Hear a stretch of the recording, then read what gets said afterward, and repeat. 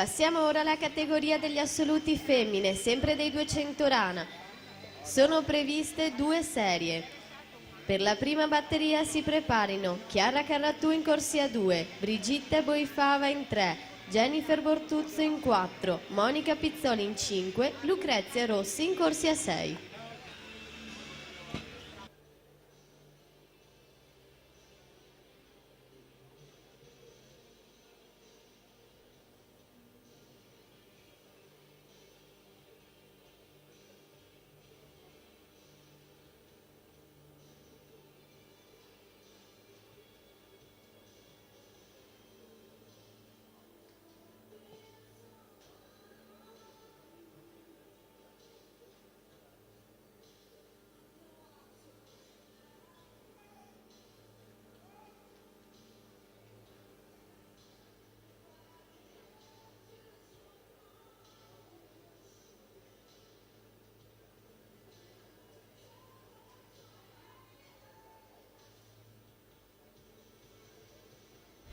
Daniel Zamattio in corsia 4 per il Gymnasium Pordenone. Avevamo prima il campione giovanile dei 200, Zamattio ha vinto l'argento allo Stadio del Nuoto di Reccione, alle spalle proprio di Svaldi. Si sono trovati ieri insieme nella finale dei 100 vinta da Svaldi. Vediamo se ci sarà la rivincita questo pomeriggio nella doppia distanza.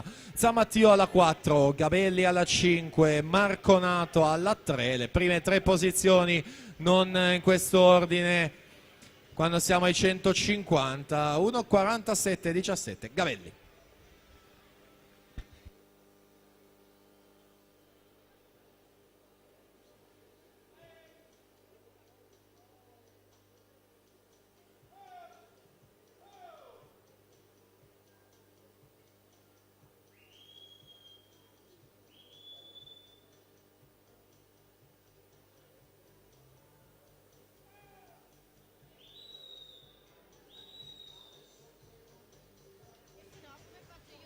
Alessandro Gabelli, 2:23:98, va al comando della classifica, in mezzo c'è Svaldi e poi Zamattio si mette in terza posizione, 2:24:24, sono tutti lì separati da 26 centesimi soltanto e si ritroveranno senz'altro nel pomeriggio. Si prosegue con le assolute.